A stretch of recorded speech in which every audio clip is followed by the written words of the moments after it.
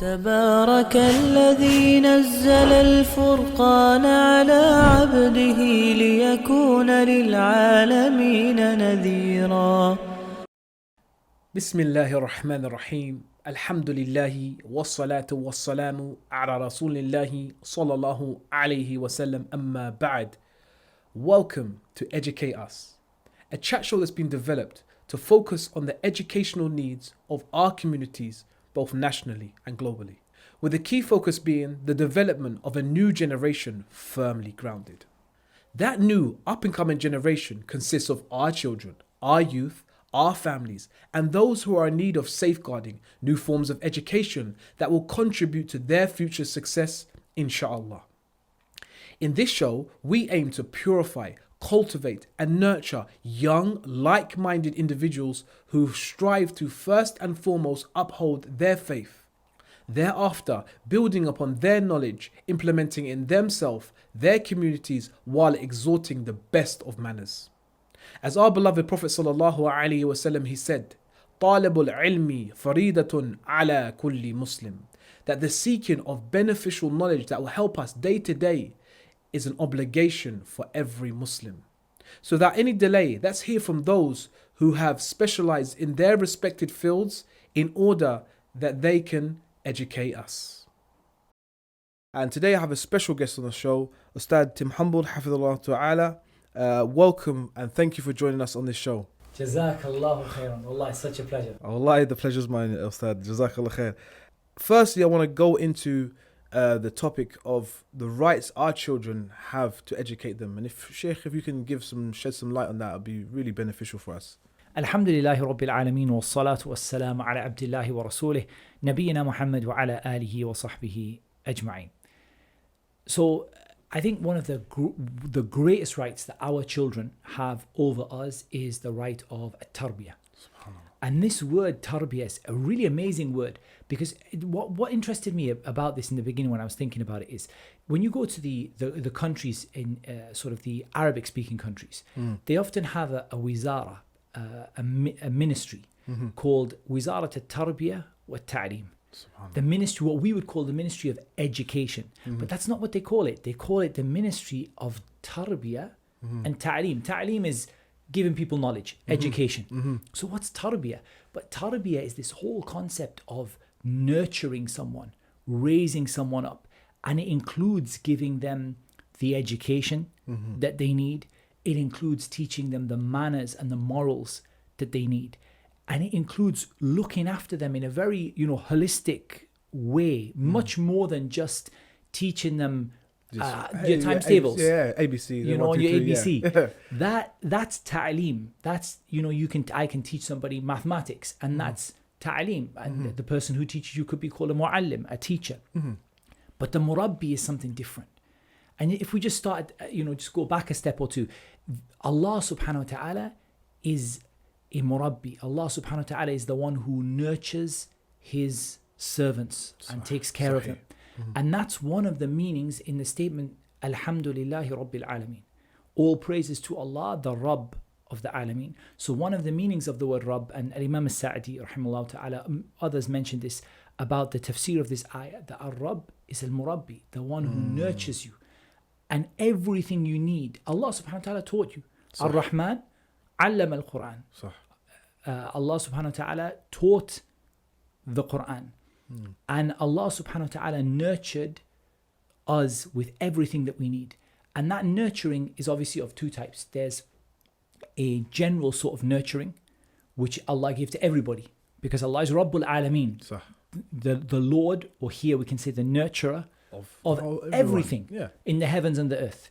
But there's also a special kind of tarbiyah, and that is the tarbiyah that Allah Azza wa Jal gave to his believing servants, and the tarbiyah of iman. And that's where there's a difference between just ta'aleem and tarbiyah. Like I can teach somebody something, but for someone to be nurtured and to be given what they need, and to look at the needs of that individual, for example, here we're talking about individual child, and for them to get exactly what they need to be successful in this world and the next, that's much broader than just teaching them something. So this is something which is a right of the child over their parents. And it's interesting when you look at the dua of the child for their parents, which is mentioned in the Quran, وَقُلْ رَبِّ ارْحَمْهُمَا كَمَا رَبَّيَانِي صَغِيرًا, and say, our Lord, have mercy on them because they gave me tarbiyah when I was small. Subhanallah. And that doesn't mean that the mercy of Allah for the parent should be restricted depending on the quality of the tarbiyah, or whether,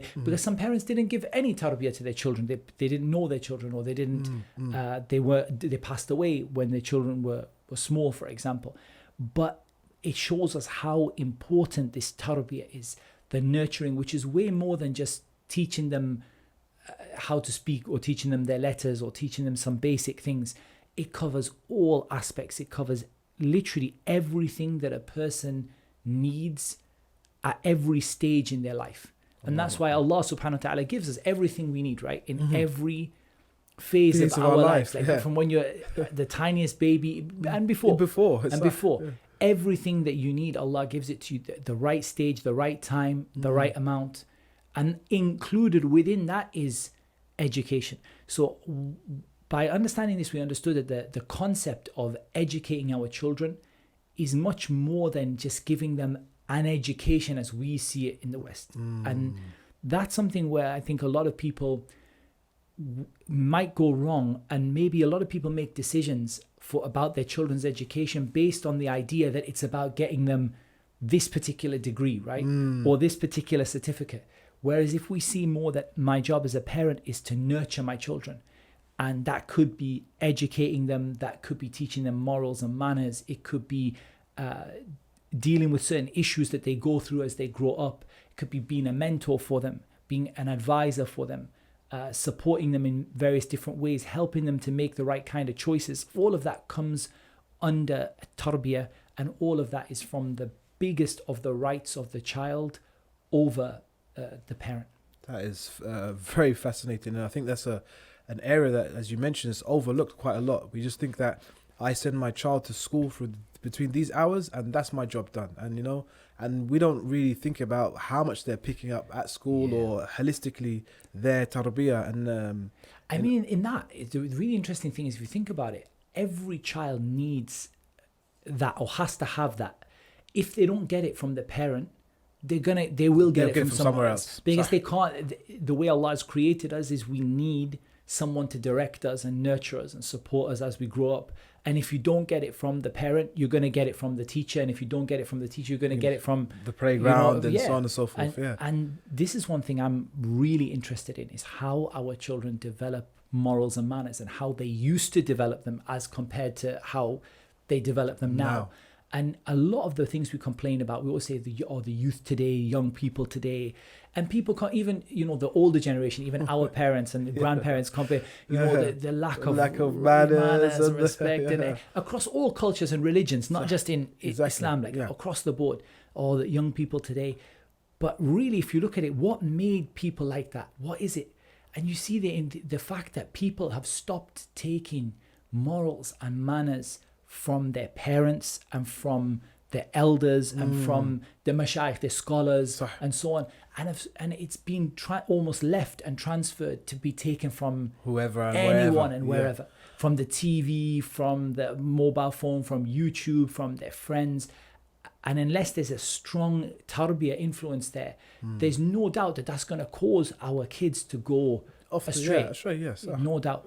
I mean, that's really fascinating that you brought that up, because I think the next question that I was going to raise, and the next point I wanted to bring up, was how the early generations, how did they implement this tarbiyah, and how did they educate their children, because we know that amongst them was very smart individuals, businessmen, and, the algorithms and many things that came from, historically back from those days. So how were the Salaf in their education of the children? Well, that's a very, very good question. And there are so many things that you can highlight here. I think one thing we have to say is the importance they gave to tarbiyah in general. You can see how important it was. If you just look at the Prophet sallallahu alaihi wasallam, he sallallahu alaihi wasallam used to include young children in his gatherings, and it wasn't. And if you imagine, the Prophet sallallahu alaihi wasallam in this situation is the head of a country. he has all of the things to deal with that the head of a nation has to deal with. Exactly that, yeah. As well as the responsibility of conveying the message of prophethood, which of course is going to be for, he wants to convey that to Uli Nuha, the people of intellect and the people of, influence and what, and yet you see small children. You see him giving attention to small children. The young boy, for example, is sitting in the gathering in the way that he's eating, and he takes it with his left hand. He says, "Ya ghulam," oh young man, yeah. Sammillah, say that Bismillah, and eat with your right hand. And he gave attention to those young children. If you look at the hadith of the Prophet ﷺ with Abdullah ibn Abbas, when he was with him together, and he would sometimes, when he would ride with the small children, radif, and like sitting with him on the same animal. And what he said to Ibn Abbas, "Ya ghulam, inni u'allimuka kalimat." Oh young boy, I'm going to teach you some words. And this is just it's a whole another topic, which is the asalib at-ta'lim in the Nabi sallallahu alaihi wasallam, the way the Prophet sallallahu alaihi wasallam, that he used to teach people. And one of the things that he used to do is he said to Abdullah ibn Abbas, and he was a young boy, he said, "I'm going to teach you something, so pay attention to it right now. Yeah. I'm going to tell you something very important, so pay attention to it. Ihfadillah yahfadak," and so on. So the fact that there were young people, and that amazing story of the young boy when the Prophet had a drink in his hand, and the young boy was sat on his right, and on his left hand side were the companions, the shuyukh, the senior companions. And he asked permission from that small boy, that with your permission to give it to the older ones. Allahu Akbar. And that's he said, that's unheard of now, right? That's lost. And he said to him that he replied, and the young boy said, "I will not give my right from you to anyone." And he took it. And you see how much importance was given to the young people. And the ahadith that mentioned the companions that would live for a long time. So he would go to the younger, for example, Ruwayfi' the hadith, and others, that he would go to the young companions and say, "Perhaps you will live for a very long time after me, so teach the people," and so on and so forth. So he realized that the young people, they have a role to play. Is that they can convey this message, and generally speaking, for a very, very long time. After we've gone. And also they have an ability to absorb information that many of the older people don't have, no doubt. You see how children like a sponge, right? They That's pick up right, so much. So I think the first thing we can say about the tarbiyah and the ta'lim of the Salaf is that they gave a great importance to young children. And the Prophet ﷺ, the importance he gave and the way that he would play with the young children and educate the young children. And there is even a narration about one of the companions who was playing, like buying and selling with the kids. Like he was playing a game of buying and selling with the kids. And the Prophet ﷺ went past him and made dua for him. So you see how much the young children were a part. They were not locked up in a room and like you come back when you're 15 or come back when you're 18. They were involved in the gatherings. They were sitting with the Prophet ﷺ and learning from him. I also think another thing this brings us to, which is a feature of the tarbiyah and the ta'lim of the Salaf, is the importance of adab and akhlaq before knowledge. And there are so many examples of that from the Salaf. Just to give one example, we'll give two. The example of the gatherings of Imam Ahmed, for example. That the gatherings of Imam Ahmed were huge, many thousands of people were there. The vast majority had come to learn manners. They came to learn manners before they came to learn hadith and knowledge. And the mother of Imam Malik, when she sent Imam Malik out, she sent him to one of the scholars of fiqh. And she said to Imam Malik, she said to him, and he was a young boy, she said, "Go to him and learn from him his manners before you learn knowledge." So they gave an importance to akhlaq and adab before ilm itself, like knowledge itself, as in it's like it's a prerequisite. So they're very young children. They wouldn't, and this is a really interesting thing on top of homeschooling, is what's the biggest criticism that everyone throws at homeschooling? The one that people pull it out and it's like, oh really? Like, is that the only one you could bring? Is that, where will my children learn manners from? Yeah. Maybe your children will learn manners the way the Salaf used to learn manners, from the ulama, from the mashayikh, from their parents, from the elders. That's where you learn manners from. You don't learn manners from children who are your age. Yeah. Because generally that doesn't, what you might learn, you might socially interact with them, and you know, you might learn leadership, or you might learn how to kind of speak in a group or something like that, but you don't learn the manners of, you know, the people who had those amazing manners of generosity and kindness and, you know, bravery, and you don't learn those from the kids who are your age. You learn them from the shuyukh. So that's I think a big thing about taking the manners and first before learning, you know, ABCs and whatever. You learn your adab and akhlaq, how to behave, and taking it from the elders, taking it from scholars, learning manners from parents, learning manners from the elders and respected people in the community, and trying to emulate them and copy them. Because copying, like the poet said, you know, copying someone noble is in itself nobility, right? It's in itself noble, like to just to copy someone like that. So the children taking their manners like that and learning those manners first of all. I think one of the features of the tarbiyah of the Salaf is an emphasis on practical implementation of the knowledge.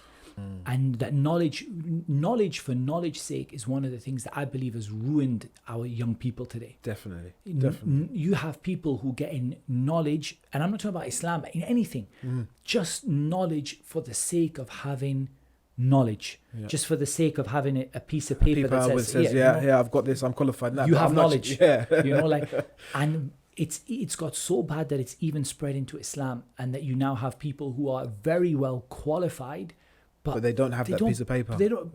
You have all sorts. You have both sides. You have people who have put things into practice but don't have the piece of paper, and people who have the piece of paper and don't put it into practice.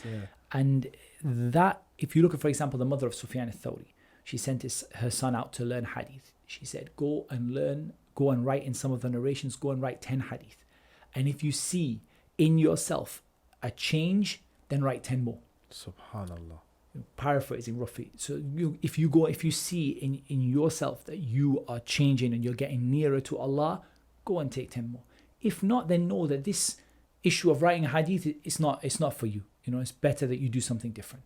This is ajib. This is something fascinating, because as you mentioned, a lot of us these days, we take a lot of information, and people possess a lot of information, but yet we don't see rectification in their actions.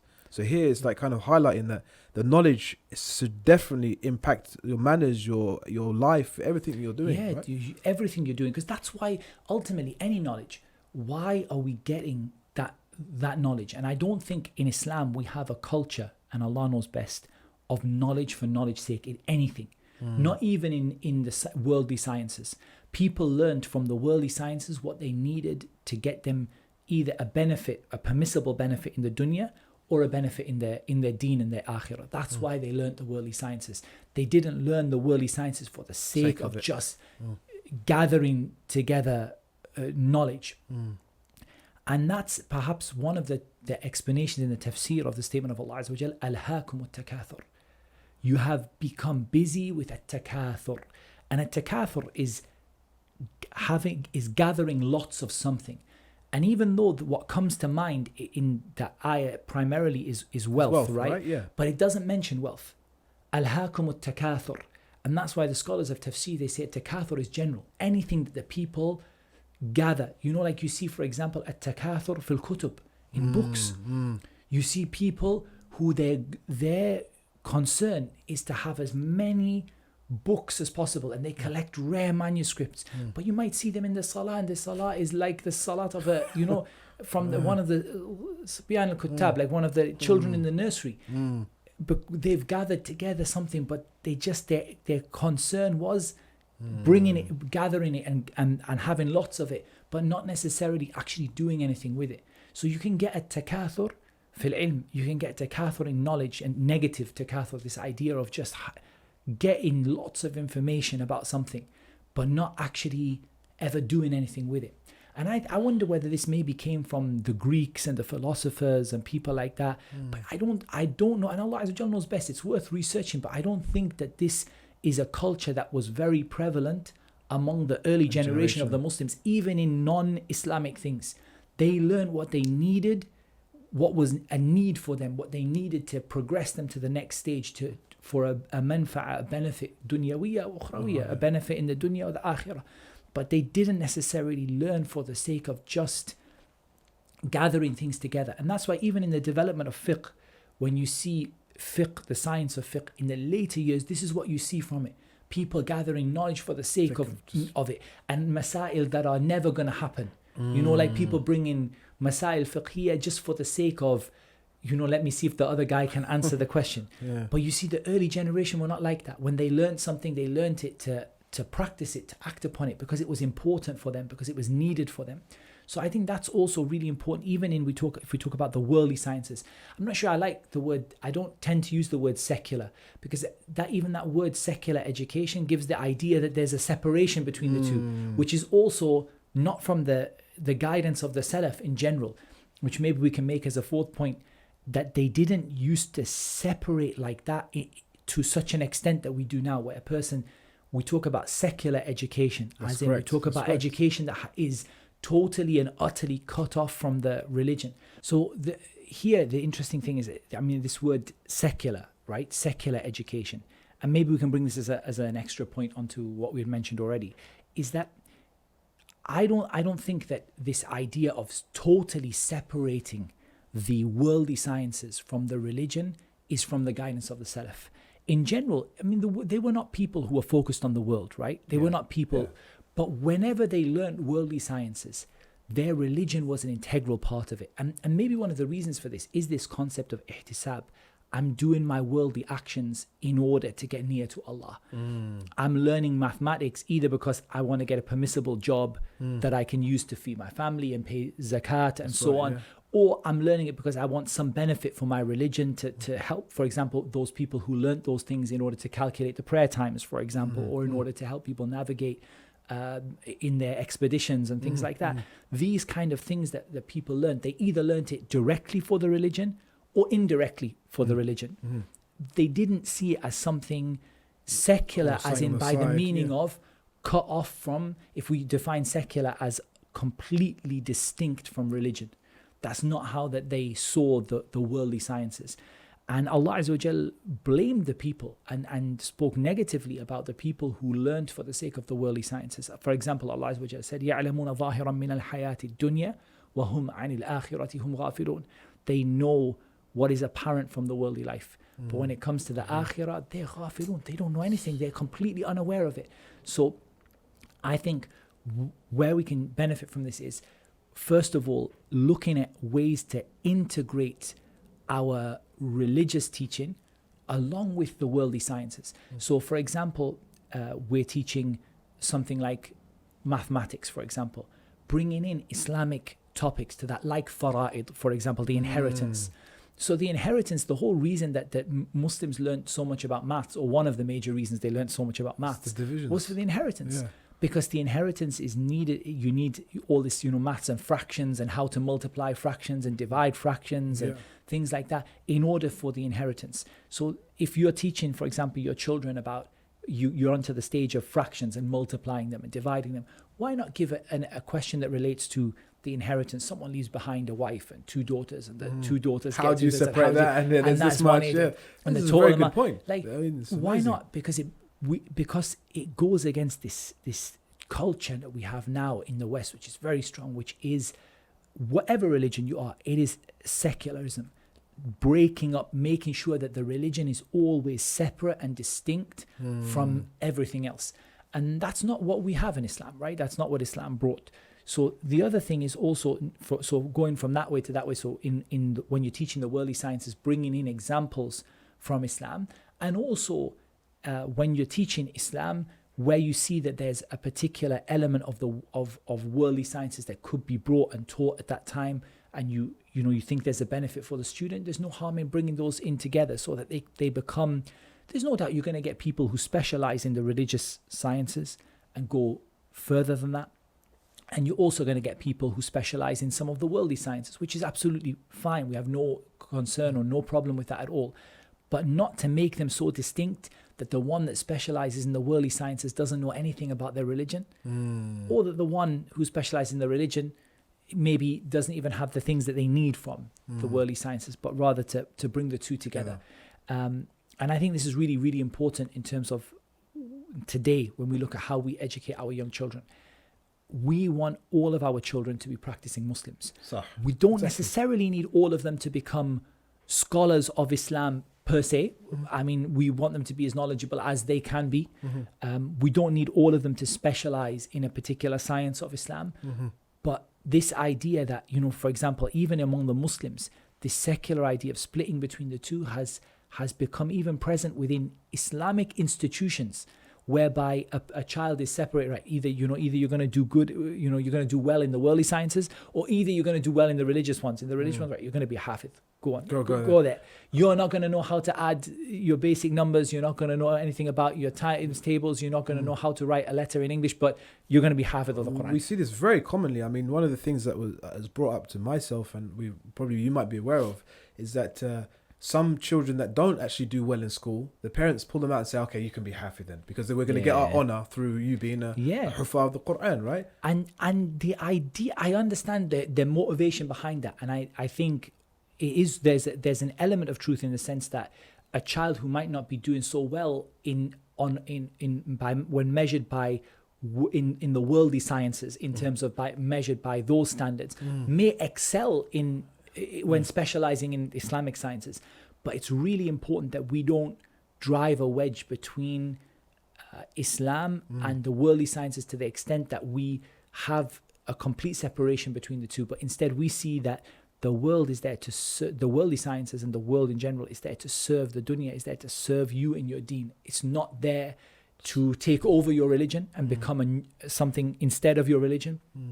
And it's also not there to become a major distraction to you, but it's there to serve you in your deen, right? So whatever you need to progress in your religion, or whatever you need to progress in your dunya in order to progress in your religion, then that's what it's there for. I mean, it's fascinating you mentioned this, and you know, as you mentioned, there is a clear, distinct wedge between the two, and it's unfortunate. How do we bring the parents?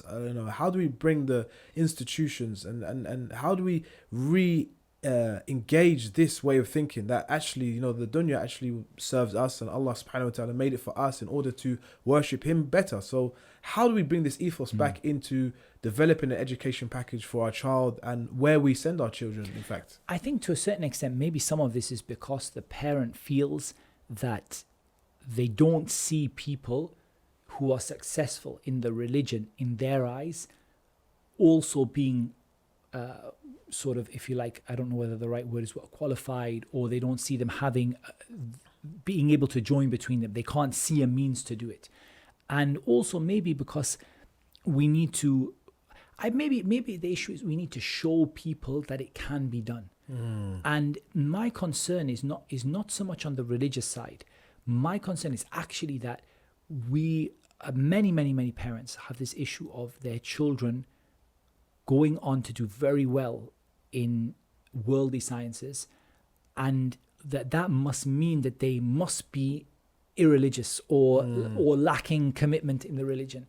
And one of the most beautiful experiences I had is I had a neighbor in Medina when I was living in Medina, and one of the mashayikh, one of the tullab al-ilm, and he had some of his children, and I kind of automatically sort of, I guess, presumed that all of them would go into Islamic scholarship. And I saw that some of them did, and some of them went into worldly sciences. The sheikh's also very well qualified in the worldly sciences as well. And what I saw, subhanAllah, was that the ones who went into the worldly sciences were, subhanAllah, almost as qualified in Islam, subhanAllah. They were very, very knowledgeable in Islam.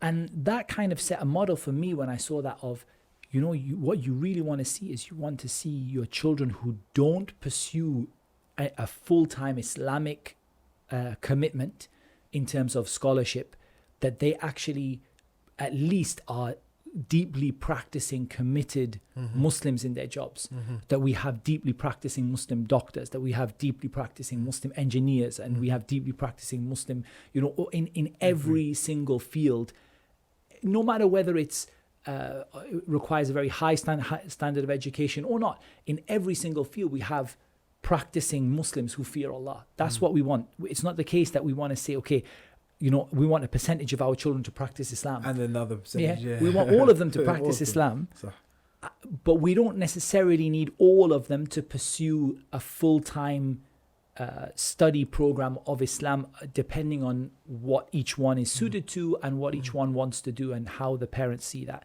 So I think that, to have someone who's studying, let's say, for example, engineering as an example, and is a hafiz of the Quran and has memorized a hadith and knows a good amount of knowledge about how to practice Islam, that is as beneficial or almost as beneficial as our concern for having our children go into full-time Islamic study as well. I agree, and I think one of the things here is perception, right? Because the engineer or the doctor who's hafiz of Quran, who knows the hadith, he will act with his colleagues in a way that may encourage them to accept Islam, as we know from like Indonesia, right? The reason they embraced Islam was because of the good treatment of the traders. Definitely. So here it's like kind of both things go hand in hand. We need this in the environment, but as you mentioned, sometimes we get like it's either secular or this. So it's very, very important to understand that. It's not to take anything away from the people who dedicate themselves to studying Islam, and that is definitely the highest standard, and it's the best thing that your children can do. And I think that people might be surprised to hear me say that and say, really, but really the best thing your children can do is to study Islam on a full-time, dedicated basis, and to literally give everything that they have to seeking Islamic knowledge. But in reality, not every Muslim child is going to do that. And if they did that, we also would have a problem of the fact that we need a wider range of skills within our ummah, right? So the fact that not everyone's going to do it, the key is, okay, we understand that only a small percentage of our children in general, Muslim children in general, are going to dedicate themselves to that. So let's make sure that the ones that don't have a really high standard of Islamic education to support them in the career that they're going to have. Because like we said, like, alhamdulillah, the ones who go on to study Islam full-time with complete dedication and commitment, alhamdulillah, those actually are, relatively speaking, doing quite well. But it's making sure that everybody has that minimum standard of Islamic education. And maybe that is something that we can take from the guidance of the early generations. Maybe not directly, but indirectly, we see that even though what we learn about them is primarily those who dedicated themselves to studying Islam, the standard of practicing in the society was high, very high. Very high, right. And the knowledge that existed among, even you see examples of Bedouins from the desert who were not educated at all, having a very high standard of Islamic knowledge. For example, I remember the time for Imam Ahmed, there are some stories, very many different examples we can give of ordinary people, regular people who are not very well educated, who are not even in the worldly sciences, maybe simple people who did sort of very basic kind of jobs in the society, but their level of Islamic education was very high standard, because the importance was given to Islam first, and then this idea that the dunya is here to serve you in your religion. Take what you need from it. And that's what zuhd is, right? When people talk about zuhd, keeping away from the dunya, it doesn't mean wearing, old torn clothes and living in, broken down house. That's not zuhd. Zuhd is that you take from the dunya only what you need to further you in your religion. That's what it means to abstain from the dunya.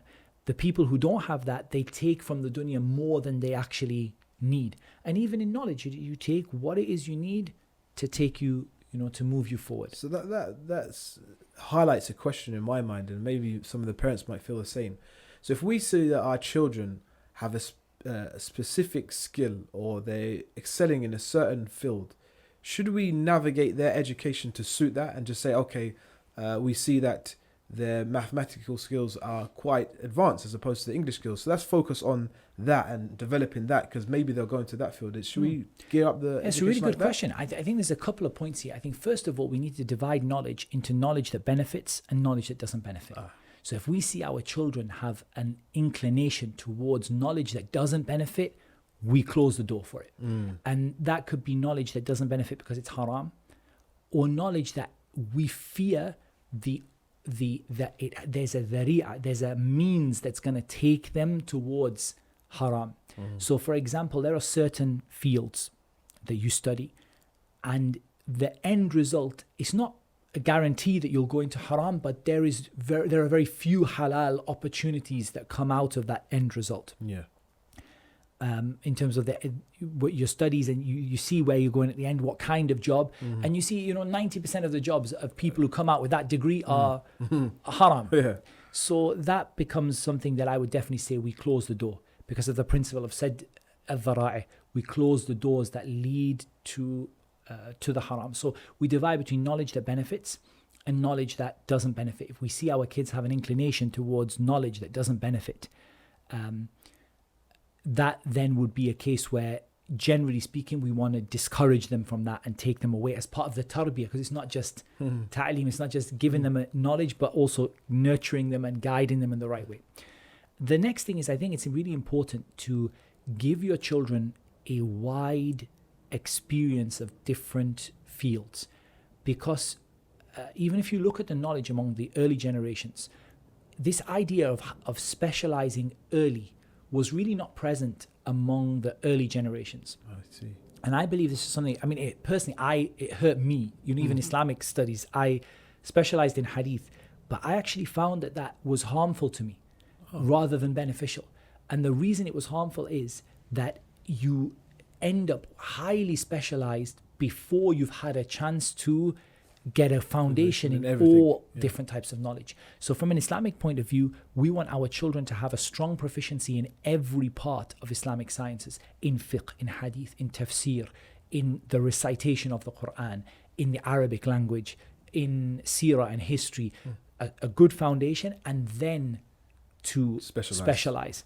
So I think it's important not to sort of limit your child's experiences too early. That's not to say you can't encourage a good, like you see they have an amazing ability in something, you can encourage that, but make sure you don't exclude them from experiencing a wide range of things, because often what we see is that children might feel that they're forced into, or later on in their life, into a particular field, and that might narrow their choices in terms of the halal and the haram. We're not so worried about the dunya, but in terms of the halal and the haram, they feel like, look, I spent my whole life doing this. For example, someone who has, if you talk about knowledge, it doesn't benefit, someone who's very talented at music. And their whole life they've been brought up playing instruments, and then later on in making their own music, and then later on producing, and all this different type of stuff. I mean, aside from the fact that's ilmun la yanfa, it's knowledge that doesn't benefit, but the child feels that, look, that's all I've ever done my whole life. How am I ever going to leave this? How am I ever going to go and do something else? And, even Islamically, where do you take them from there? Like, it's very limited. Very, you try and encourage them to read the Quran. You try and encourage them perhaps, look at poetry.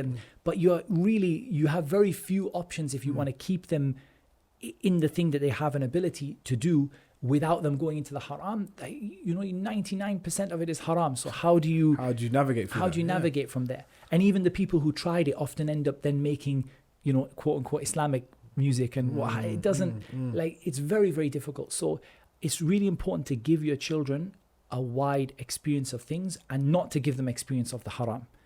Close the door to the haram, but give them a wide experience of different things, to allow them the opportunity later on to choose and see what fits them. And see what fits them. I think also, even from a worldly perspective right now, the world is such that the world is changing in terms of qualifications and in terms of specialization. People are changing jobs way more frequently than they used to even 10 or 20 years ago. People change careers now, sometimes every year, every other year. Yeah.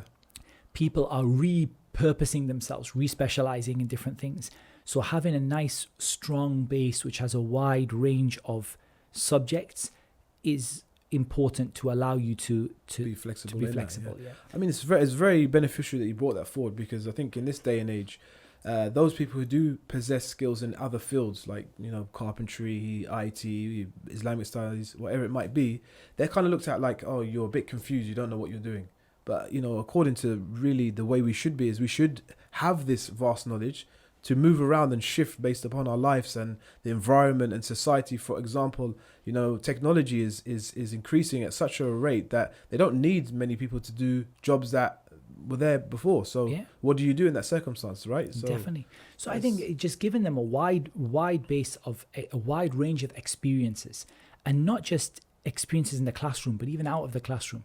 Give your children a wide range of experiences. And I know we're going to talk about homeschooling later on, inshallah ta'ala, but I think it's one of the great advantages of homeschooling, that you can give your children such a wide range of experiences. And I think people are recognizing how valuable things like languages are.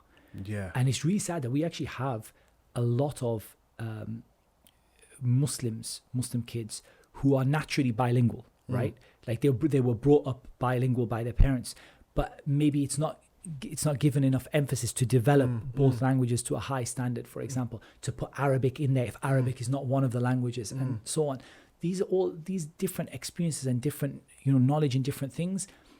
Arabic has got to be in there as a major one. To be, yeah. Because if we could give our children Arabic, even at an intermediate standard, that allows them to make the decision later on and commit themselves to developing that to the level of fluency.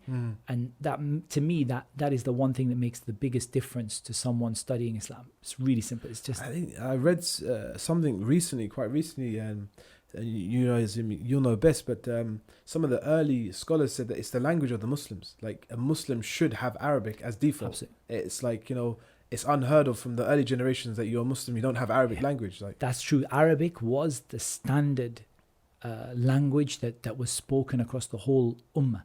And that actually had so many benefits. I mean, first of all, one of the things I think is really interesting, if you want to know the value of Arabic, if you look at the conditions of ijtihad, what does it take for someone to be a mujtahid? When you look at the scholars, there is one condition that is shibh ittifaq. Everybody agrees upon it.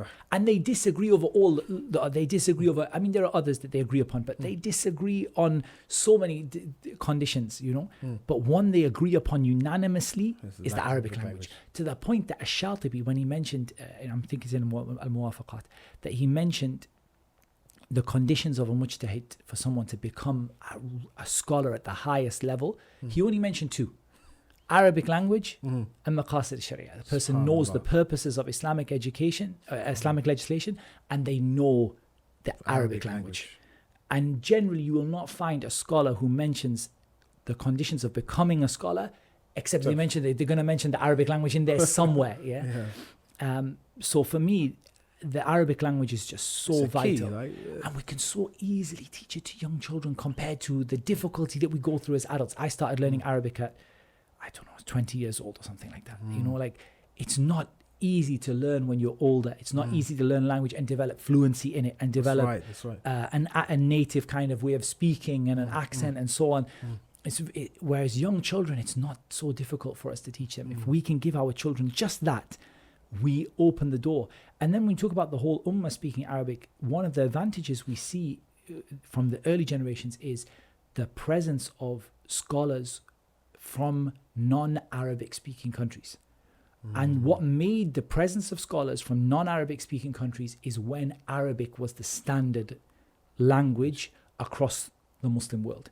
That's when you had scholars from, and in fact, if you look at the Ashab al-Kutub al-Sitta, for example, the authors of the 6 main books of hadith, and you look at major scholars of the madahib al-arba', the 4 madahib, and you look at all this, you find it more than that. Look at scholars of Arabic, and you find a huge number of them were not Arab. They said about Shaykh al-Albani, right? Rahimahullah, that his Arabic was at a very high standard, and we know where he's from, right? So. I mean, if you look at scholars of Arabic, this is the strangest thing. You look at, like, for example, Sibui. Sibui was not an Arab. So the father of Arabic grammar, and he wasn't an Arab, because Arabic was the standard language across the whole Muslim world. Arabic was the standard language. And again, the authors of the Kutub al-Sitta, al-Bukhari, Muslim, these were people who came from Bukhara. Bukhara is you know, and now in Uzbekistan, or you know, they came from outside of the Arabian Peninsula, because Arabic was the standard language across the whole Muslim world. So we really need to contribute to that with our kids and get them speaking Arabic, even at a simple level. And people say, well, how can I do it if I don't speak Arabic myself? But we know that even if it's just teaching them words for things, even if it's just teaching them vocabulary. I mean, there's many resources out there, right? There's you know, there's apps now, and you can get on your phone and tablets, and the technology we have, YouTube. So it's definitely something that needs to be added into the curriculum, and that's a very valid point that you brought up. I think the next part of the discussion what I want to talk about is this certificate versus certificate. So like we've got this day and age right now, if you might be someone who's skilled, but if you haven't got a piece of paper to say that you're skilled, you're not skilled in the eyes of the people. So I think the best answer you can give on this issue of certificates is actually a balance, al-wasatiyya, right? وَكَذَلِكَ جَعَلْنَاكُمْ أُمَّةً وَسَطًا. We made you a middle ummah. Islam had one of probably the oldest methods of certification in education that existed, and that is the system of ijazat, which is the concept that you have a qualified teacher who himself or herself has the same qualification, who passes on that qualification through an ijaza, a certificate of permission to a particular student, and that student then has the right to pass on that permission to or that qualification to others. And it's an amazing system, and one that I would love for the Muslims to give greater attention to. I don't say revive, because it still exists, but give more attention to this idea of ijazat, qualifications in particular books, in particular sciences, in particular areas. We still give it a lot of attention in Quran. A lot of children get ijazat in Quran, where they read the Quran to a particular teacher, or they read from memory and they receive a qualification in that. At the same time, there is an exaggeration in that which goes too far. And some of the scholars mentioned this. They warned against this idea. We mentioned it, أَلْهَاكُمُ التَّكَاثُرُ, just gathering ijazat for the sake of it, like just, you know, someone whose only concern is not the knowledge and practicing it and implementing it, but getting a qualification for it. You kind of hang up on your wall, that kind of so you see that person going from town to town for the sake of getting the piece of paper, but not for the sake of actually implementing it. Where I think that we also have a problem is that in the Islamic ijaza system is decentralized, right? It's not, there is no institution that gives out ijazat. And so it's open to anyone who has the ability to reach someone who has that permission and to take that certificate or qualification from them. Whereas what we find now is the concept that qualifications are centralized. Only certain institutions can give them. So if you're not able to enter that institution, you can't get yourself that qualification. And that is problematic, because it stops many people from being able to get qualified in something. And also this idea that if you don't have that piece of paper, you're not qualified. That also is problematic. So I think we need to be concerned about the fact that knowledge is becoming centralized into particular institutions, whereby even in the Islamic world, you know, if you don't study in Medina, or you don't study in, you know, Al-Azhar or something like that, you're not qualified. And that it doesn't make any sense, because even if you look back just a few years, you see great scholars of Islam who didn't pass through those institutions. That's not to say the institutions are themselves bad, just this idea that you can only have knowledge if you graduated from that particular institution. And then the issue of having a balance when it comes to qualifications. Qualifications are something very, very good, because they allow people to recognize that a person is qualified in a particular field. But at the same time, they also we need to recognize that what matters is the practical aspect, that you can actually do what you're doing. And that's more important than a piece of paper. So I remember hearing Sheikh Abdul Muhsin Abbad, Hafidhullah Ta'ala, he spoke about this many times. Sheikh repeatedly spoke about this issue of qualifications. And he said, look, we're living in a time where qualifications have become important, and where you can't teach, specifically, he was talking about Saudiya, you can't teach without a qualification from one of these institutions. So he said, getting one of those has become a necessary means to be able to, you know, to go forward, yeah, That's right. to be able to teach. For us in the West, maybe it's not quite at that stage. In fact, many sciences and many fields are more accepting of being able to demonstrate practical knowledge. That's correct. So qualification doesn't really mean anything, and that's why even in the topic of ijazat, you can easily get ijazat in things that don't really demonstrate your knowledge of them. You know, you can get an ijazah in the 6 books of hadith, for example, without necessarily being very knowledgeable about them. Depends on who gives it, because it depends on the strict, how strict the person is giving it, and how much they ask you to do. And there are people who, you know, give out ijazat like as a gift at the end of your coffee meeting, you know, like you had a coffee with them and say, here, take an ijazah, you know. And there are people who take it really seriously. So there are some people who spent their lives just gathering pieces of paper, which didn't mean anything. And there are others also who would have benefited from getting something a bit more, you know, working towards something where you have to go, you know, sort of sit some sort of exam and get some kind of qualification. But I think what's really important is that not so much that we turn away from qualifications, but that we look at widening access to people without necessarily having to go through 4 years in a particular institution. That's one of the beautiful things about the ijazah system, is that it's very flexible. You can effectively get an ijazah in anything without entering an institution. You are not limited in terms of huge financial burdens. There was never really a payment for ijazat, to be honest. People would just go and sit with the teacher and eventually he will give you a certificate. And not making it the be all and end all of everything. You know, instead, what matters is being able to practically use that knowledge and demonstrate it is more important than having a piece of paper in it, but just having that balance. And even when it comes to things like worldly education, right, homeschooling and things like that, there are lots of different qualifications that we can get for our children. One of the really beautiful things about homeschooling, when you look at it, is that you have that flexibility. You don't have to go through that same sort of, you know, like sheep-like mentality of following everybody else, you know, taking knowledge that might not be a benefit to you. And how many people graduate from university and the only thing they learned is debt? You know, that's a good point. They've just got massive amounts of haram debt and bad experiences while they're there, and they actually haven't used their qualification. I mean, from my friends, this is one of the reasons this question was came about, is that probably 10 of them, only one of them has used the qualification really in the area that they studied. They may have used them on the CV like, oh, I'm qualified in this, but they never went into those professions. So, and that shows you that it's not the qualification that's bad. Like I'm not against people having qualifications.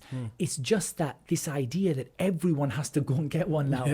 It's like you need to go and get a degree. And you say, well, why? What job are you going to do that requires you to get that degree? Have you even thought about it? Like, you have people doing degrees in, I'm not going to mention specific subjects, I might upset people, but you have people doing degrees in subjects, لا يسمن ولا يغني من جوع. It doesn't help you in anything.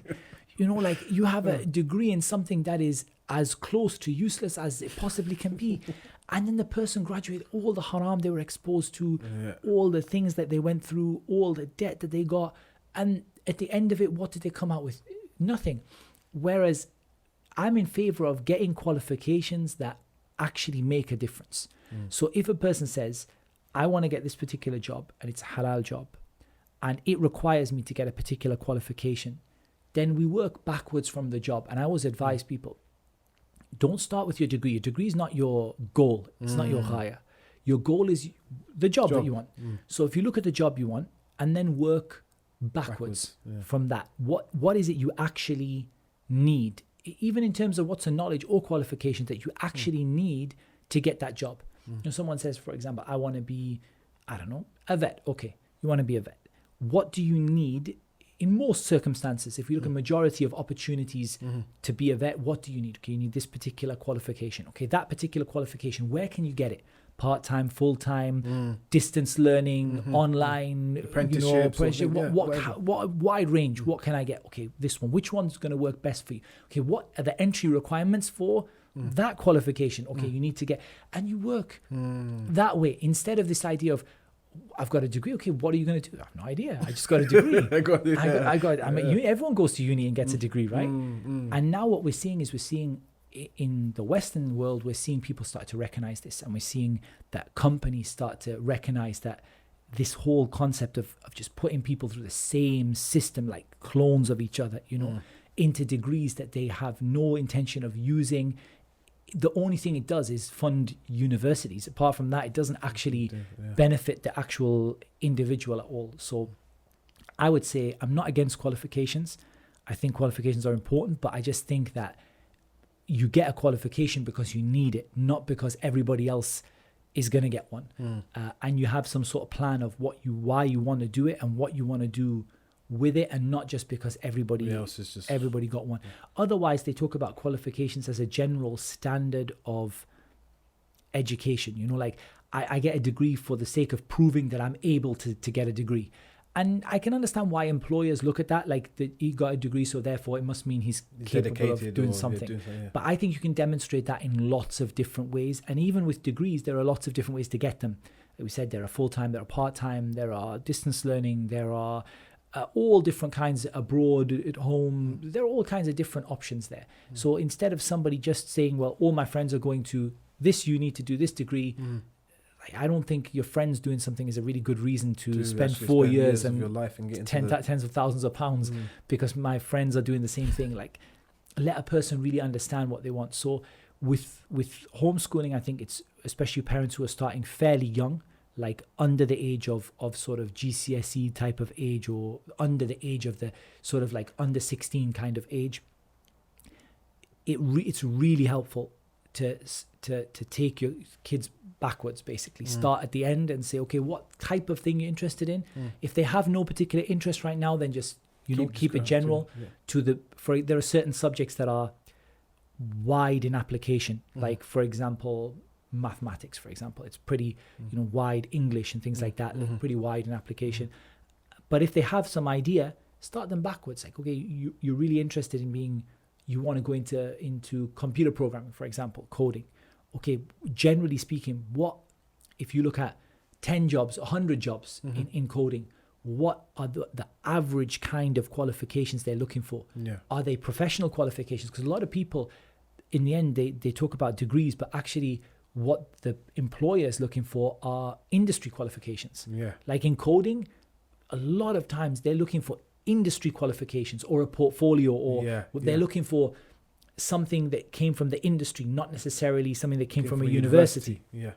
Or they are not looking at qualifications at all. They're just looking at demonstrating. So in your interview, you're going to be asked to actually demonstrate your ability to do something, or show your portfolio or something like that.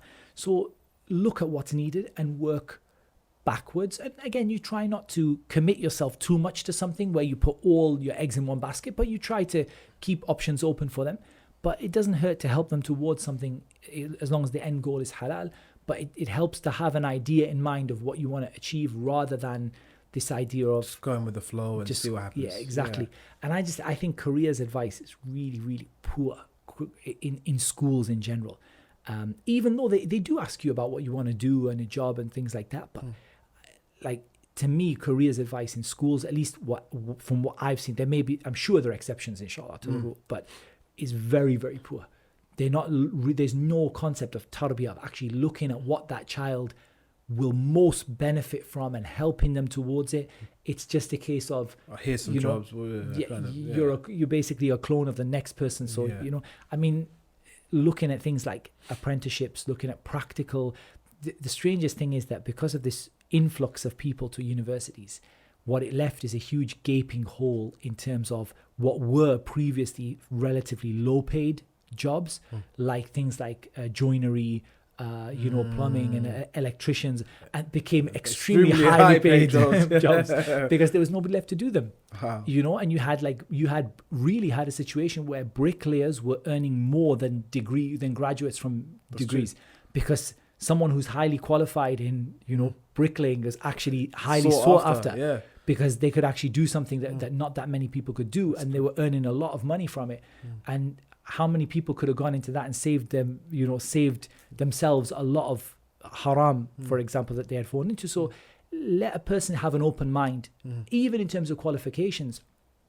I see now a lot of qualifications that are more practical. For example, a lot of certain countries whose system of qualification tends to be more sort of practically based rather than necessarily heavy on exams. If you see a child struggling with sitting exams, like they're just struggling with, and everyone has to sit exams, but you can look at qualifications that are more coursework based and practical based, and you can open your mind to a lot of different countries, a lot of different systems, mix and match. I've even seen, I met a very lovely brother, very interesting project they have and the purpose of this project is basically to teach worldly subjects purely through practical means. So the brother was a Saudi American brother, and he had a project for teaching. Basically, for example, they would teach the way they would teach physics, and they would teach it for the purpose of a standard exam-based qualification like a GCSE or an A level, but they would teach it by. The only thing they would teach is, for example, building a Formula One car. Wow. So we're going to learn for the next 2 years how to build a Formula One car, right? And through that, they would learn all of the aspects of physics that are part of the syllabus, but they would all be hidden inside of this big overall project. Yeah. And then at the end, I said, okay, that's amazing, but how do they translate that to exam questions? He said, we would just give them a few weeks prep of how to convert your knowledge into exam answers. Like, in other words, they would know how to do it, their forces and their friction and their equations and whatever, because they've done them in their project. But then how do you answer this particular exam question? We give them some practice papers and some support in transitioning into that. But a lot of children who didn't do very well in written exams were certainly doing very, very well because they just needed a different approach to their education. You got visual learners, you got people who prefer to read things. That's correct. Yeah. You got to be able to build that around your child and see that in your child is really important. I think that leads me on to the next part of the discussion, which is, you've alluded to it, is homeschooling. Because the answer, in my mind, is that the homeschooling platform and the homeschooling environment allows you to do that. It allows you to have that flexibility. You're not going to be the same kind of sheep-like mentality, just following, you have to learn this, and quite mundane way of educating. Because as you highlighted, some children are not very theoretical, and they need like audio, and they need visual, and they need practically to do the action. So what are your thoughts on homeschooling, and how can we put into our minds the value for homeschooling? Yeah, I think homeschooling is extremely important, and all my children are homeschooled. And with my eldest child, I did try putting him into school for a very short time. And I chose a school that was very friendly towards Islam. It had a large percentage of because I was in the UK at the time, it had a large percentage of Muslim kids. It had some Muslim teachers, and it was a very, very good school, very highly rated, rated outstanding and all that different type of stuff. So, and I put him in that school for a year. And honestly, it just didn't work out in terms of, I saw Islamically wasn't as good as he had been before that. And even in terms of his education when he was learning at home, he was just doing far better. And yes, that is only one person, but as I've sort of been someone promoting homeschooling and advocating homeschooling, I've seen time and time again that in the vast majority of cases, children do far, far better educationally, Islamically, across the whole board. Homeschooled children do better. And there's really, I think with homeschooling, the biggest problem you have is answering the, if you like, shubuhat. It's on the list there, the shubuhat. The shubuhat around homeschooling. Yeah? So the issues where people basically say, I can't homeschool because ... Yeah, I'm not a teacher, or this, or I've got no time, or I've got too many kids. All sorts of different things. And I would say, it's not right to say that it's never true, but most times when people think that they can't homeschool, actually it's not true, and they actually can do it. And one of the, I believe the biggest advantage of homeschooling in general, if I was to find one word, would honestly be flexibility.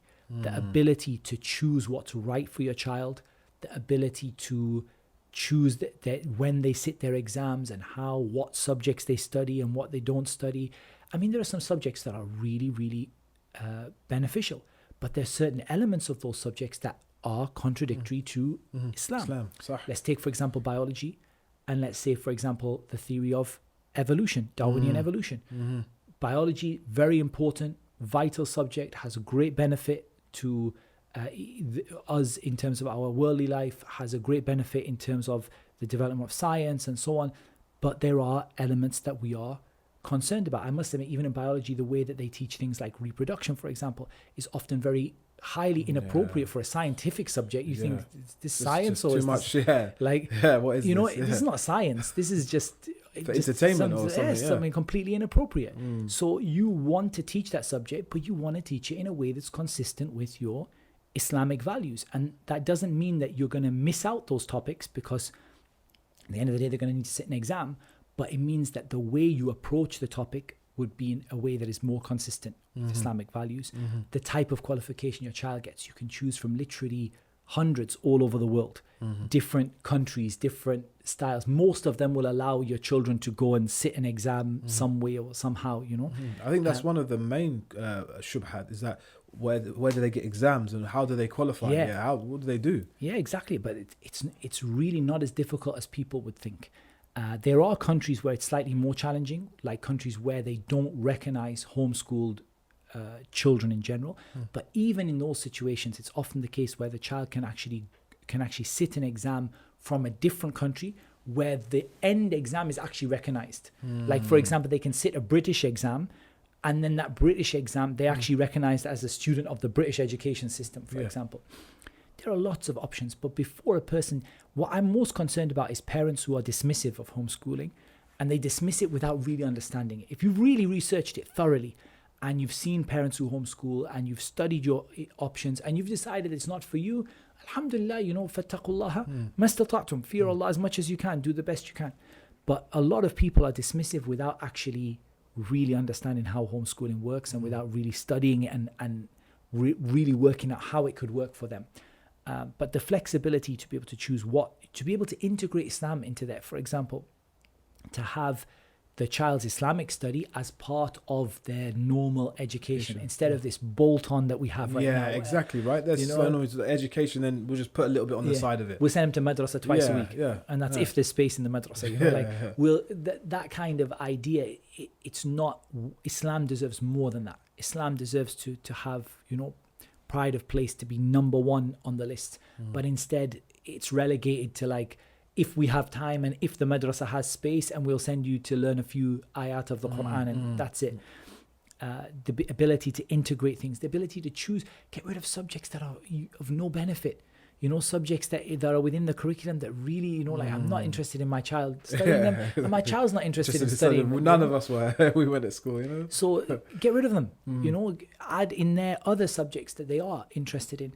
If, for example, your child is passionate, or you're passionate about teaching your children history, but you feel sad that Islamic history is not lost or something. Is not included in that. I mean, we studied things that it makes me laugh that when I was in school, we studied history that involved, there were two parties in this particular historical event, and one of them were Muslims, and we never knew anything about them. Like, Muslims were literally written out of history. Like, completely. I mean, could you study the Crusades and not study Muslims? Like, how could you possibly, like, the strangest things would happen, you know. You would study things like the Crusades, and literally there were no such thing as I don't even Muslims. remember that even Muslims being mentioned in that from my school, to be honest. Honestly, it's like, I can't think of, I think when the first time I actually did hear of Islam was very later after school. I didn't know anything before that. And it's, again, you might study many events that involved Muslims, but always they always mention, for example, as from the point of view of ethnicity, you know, or for the point of view of a particular country. But the fact that these people were religiously motivated, and their religion was their main motivating, nothing. Zero. There was no mention of Islam at all. And I'm sure, there are different teachers approach it in different ways, but generally speaking, you want more Islamic history. Okay, put more Islamic history in there. You can teach your children a subject and call it a Tariq al-Islami, the history, Islamic history. Why not? Do it, why not? Or teach them regular history according to, but have more of the, more sort of pull more resources in from Islamic history. Why not? You have so many options when you're homeschooling, so much flexibility. And again, when they talk about time, parents talk about the time they have, and they say, we don't have time. Who said you have to teach your children at 9 o'clock in the morning until till 3 o'clock in the afternoon? Who made that rule? That rule may benefit when you have 400 children in a school, but who made that rule for homeschooling? No one. You don't need to follow that rule. If you rather teach your children 5 p.m. to 7 p.m., that's your choice, like, who said that you have to be the one that takes full responsibility for it, and you can't, for example, bring in other homeschool parents or tutors or online or a mix of everything, or share it between the spouses. I mean, myself and my wife tend to share the homeschooling responsibilities. We don't currently have any external tutors, but I'm not averse to the idea of an external tutor if that's what the child needs in a particular subject. I wouldn't have one for the sake of having one, but if the child in a particular subject needs an external tutor or would benefit, to be honest, the money you save in not sending them to school, you can afford the tutors, to be quite honest with you. And now I'm talking about state school, because I'm not talking about private school. Free state school costs a lot of money in sending your kids in uniforms and trips and food and all different things and transport and whatever. And when you take all of that out, to be honest, you can, if you wanted to replace it with, you've got options to be able to spend the same amount of money on tutors, on experiences that really matter for you and your kids. There's so much flexibility, and there aren't any rules with homeschooling. The rule is what benefits your children in a permissible way. That's the only rule. There's no rule about you have to teach. And I mean, if we're talking about the UK law is one of the most flexible laws on homeschooling. In the fact you have to give your children an education of some kind. An education of some time. If you're teaching your children woodwork in the garden, that's according to British law, that is sufficient for you to have given your children an education. So if you've got that amount of flexibility, use it. Use it. And there's no reason why they can't sit the same exams that their peers in school are sitting, but you choose when. You want them to sit the exams 3 years early? Bismillah, go for it. You want them to sit 3 years late because they're busy doing hifth of the Quran? No problem.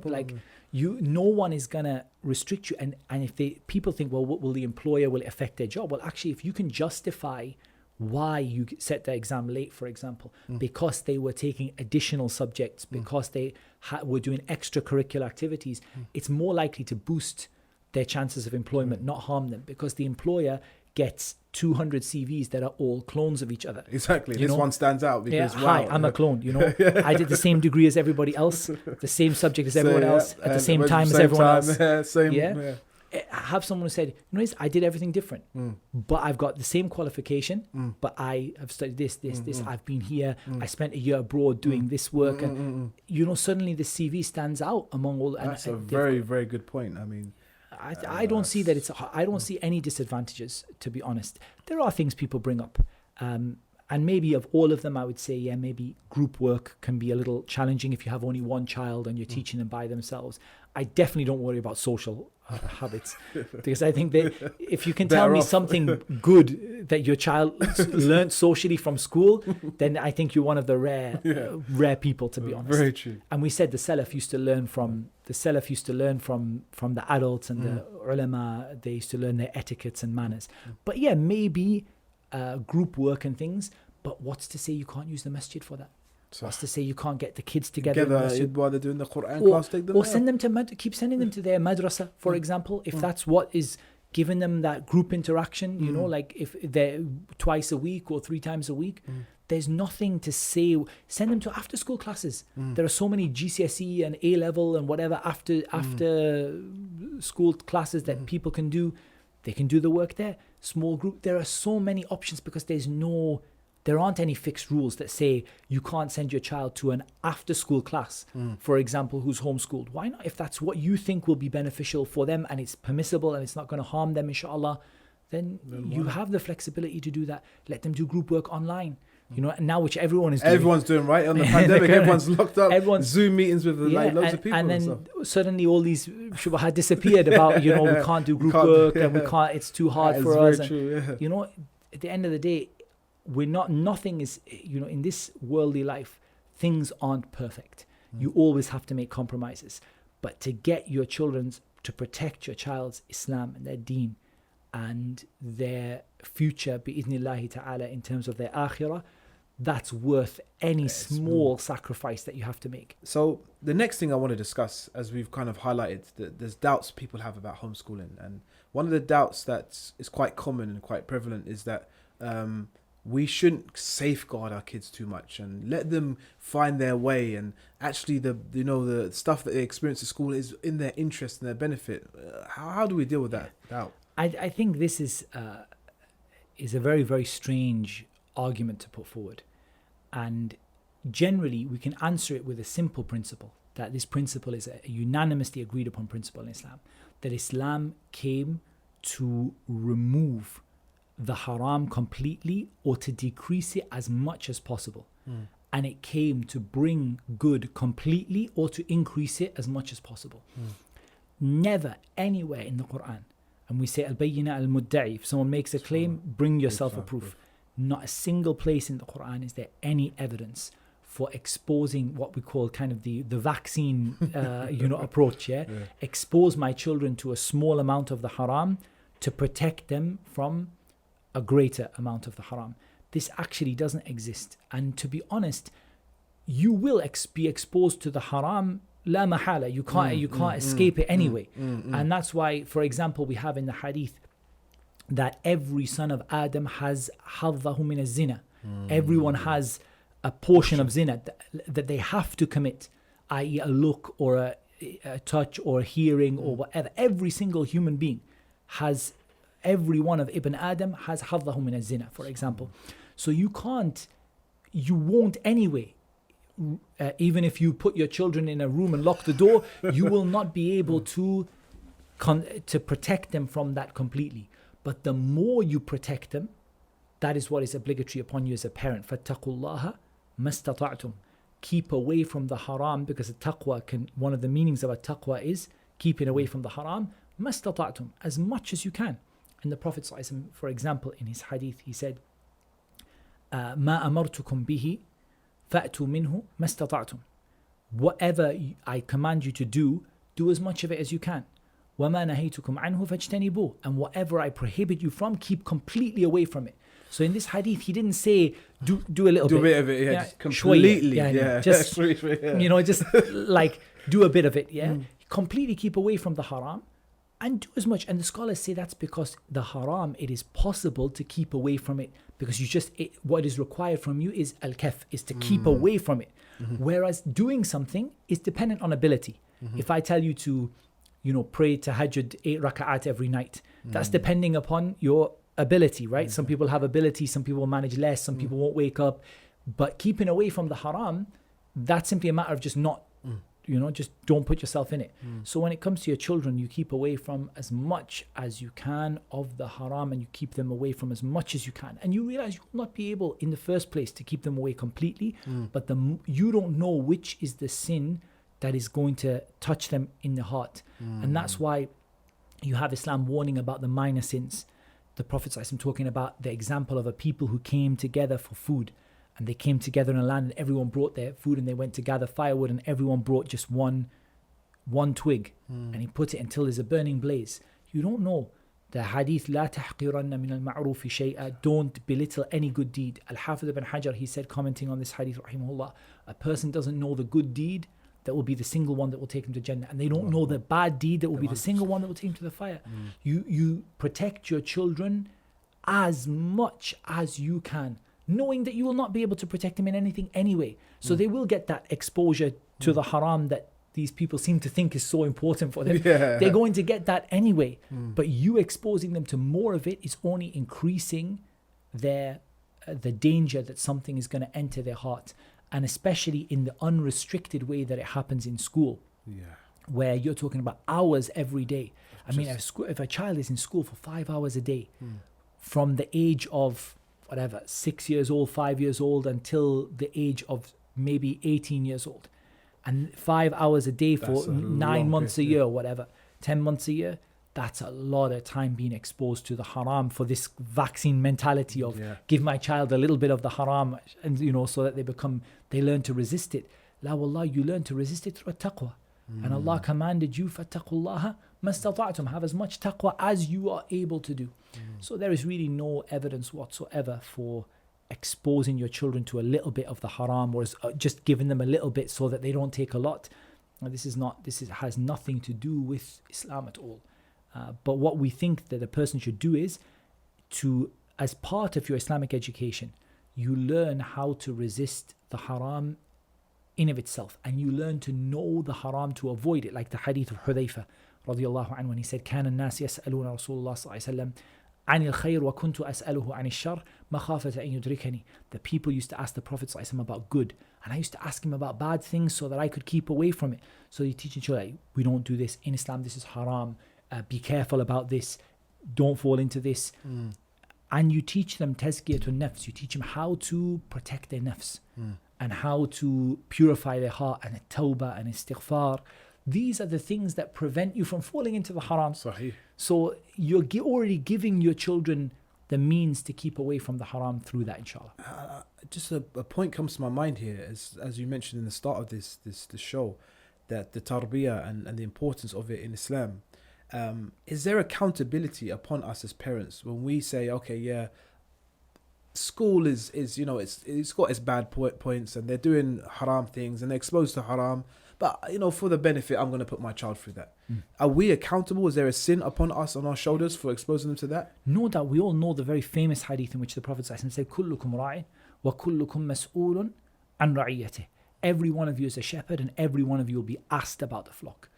The mother, she can't say it's the husband's decision, because she's ra'iyah, she is a shepherd, and she's going to be asked about her children. The father, he can't say, oh, my wife takes care of that. He's ra'in, and he's mas'ulun an ra'iyati.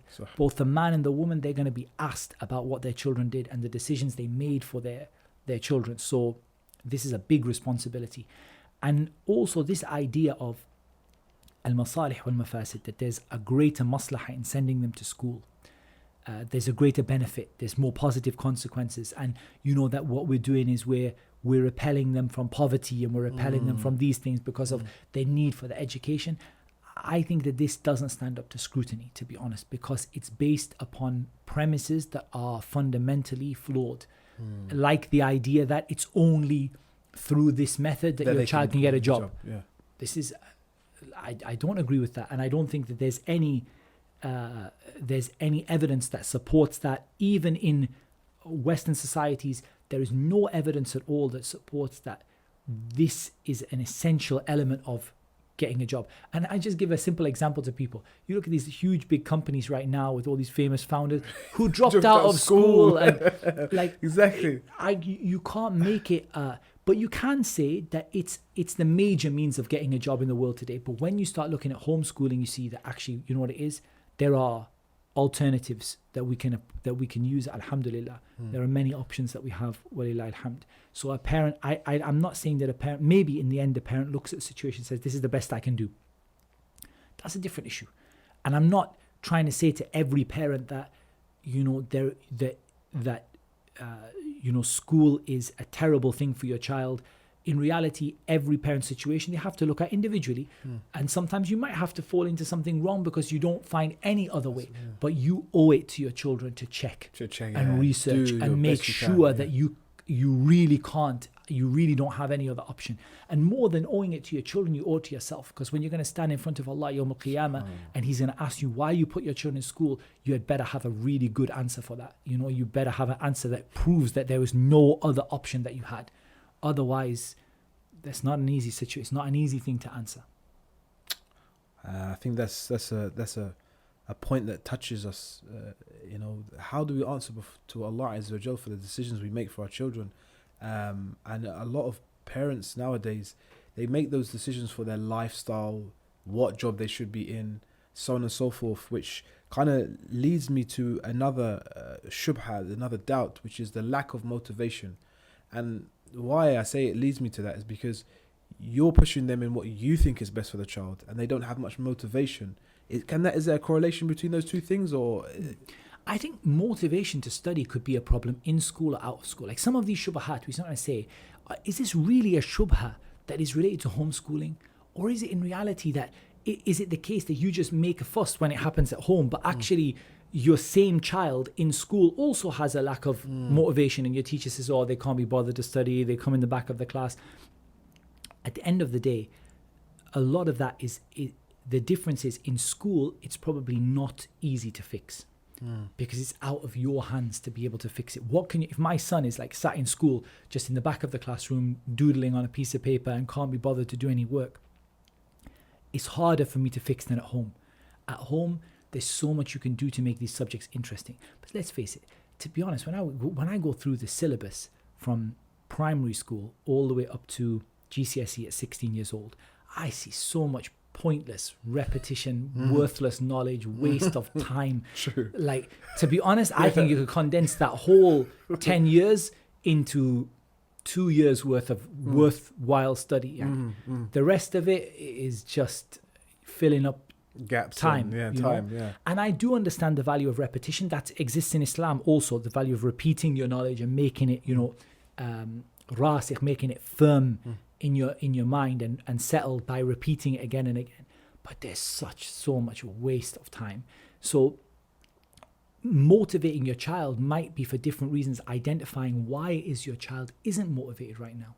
What is it? Is it they don't see the value in what they're learning? Is it they really want to do something different? In homeschooling, you have way more flexibility to change that. Like if it's that, look, what I really have a passion for is not this. So, okay, what we can do is reduce that to the minimum required in order to, progress in that subject. And we can give you a little more of the other subject, or we can find a way to make it more interesting. Like, if someone says, look, it's, this maths topic, and there's all these sums and everything. Okay, so let's make it more practical. There are some great maths textbooks.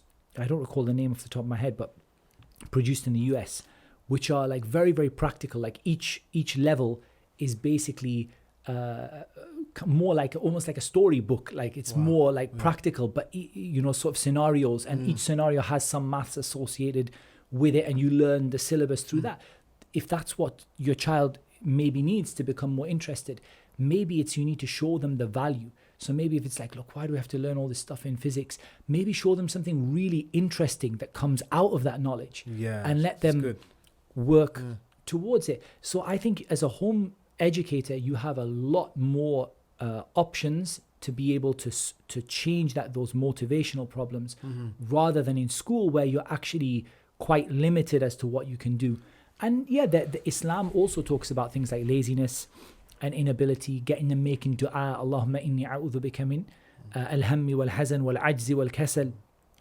Al-ham, anxiety, al-hazan, depression, and al-ajz, inability, and al-kasal, laziness. And sometimes you do get this issue of feeling lazy. But also the value on the other side is if you get your child over that as a homeschool child, they've learned the ability to self-motivate. That's right. And that is something, wallahi, it is one of the most valuable skills anyone could have in the workplace. The ability to work by. And I would rather suffer with my kids kind of pushing them and the motivation and have them come out of that 10 years with the skill of someone who can self-motivate and self-study, rather than, the other side. Also, the value of Islam in teaching worldly sciences. This is something that's really underrated.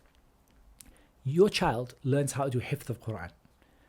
That hifth of Quran, the skills required to do hifth of the Quran are the same set of raw skills required to pass any exam.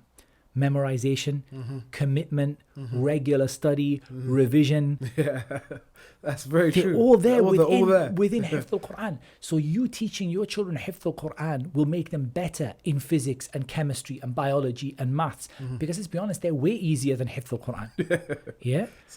So if your child can memorize 600 pages, each page containing 15 lines in a foreign language that they probably don't know, and they can memorize 600 pages of 15 lines a page in a foreign language, and then they can't memorize 10 formulas that they need to 10 formulae they need to pass that's a very good point. physics exam. You know, like it's really, it actually makes them better in other subjects if you teach them the right way. Obviously, if you're teaching Hifth al-Quran with a stick and just, you know, memorize, they're not going to have motivation la in Hifth al-Quran and not in anything else. It's true. But That's if very you're true. teaching it in the right way, there's no reason why. For example, you know, one thing we talk about flexibility in holidays. This is something also really underrated in homeschooling. Yeah. You know, my child's just slowing down. Okay, why don't we let's take a week. Let's take a break. Let's focus on Quran. Go out to, you know, maybe go out somewhere. Just take a little bit of a, you know, refresh more yourself. leisure-based activities, Yeah, and things like that. Go do some exercise. Come back in. The value of exercise, like I know a lot of people think that homeschooling maybe suffers in this way, but actually you can actually do way more. I mean, we all know what PE lessons were like in school. Yeah. You know, like I just remember standing I'm from Newcastle, right? I remember standing in a freezing cold field, ankle deep in mud, hating every minute of it.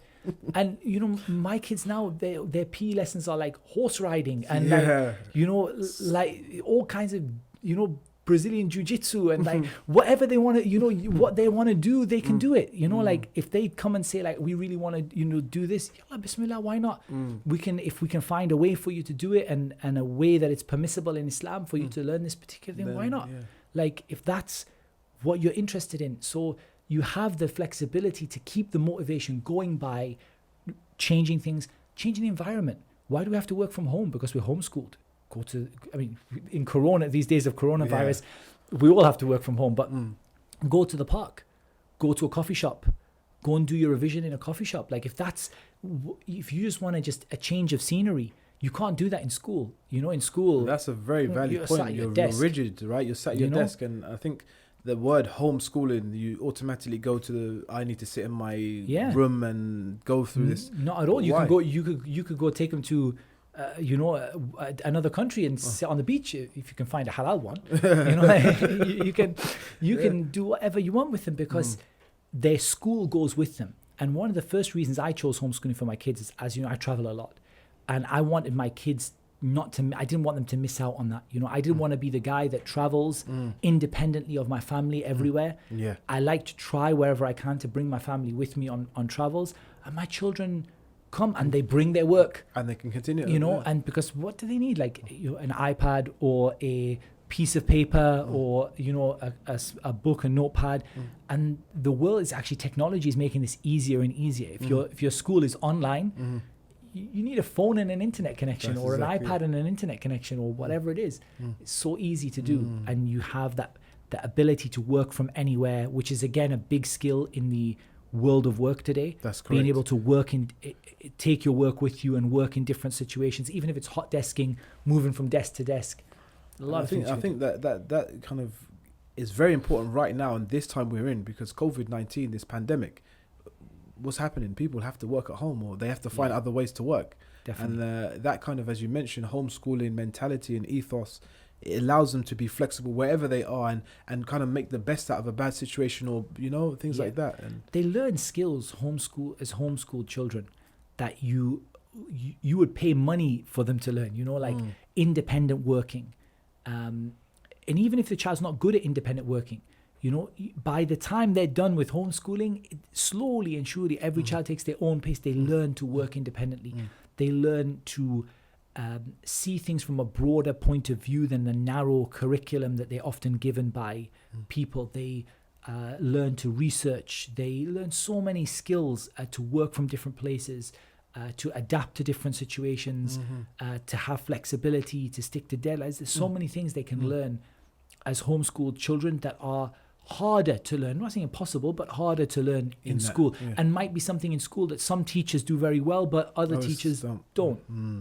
And I mean, that brings me on to another point of discussion, another doubt, which is, okay, but I'm stressed. I've got no time. You know, I've got my own work. I've got my own issues. How do I now fit in my child? Like, how do I teach? So I think this is a valid shubha in the sense that parents really feel like that.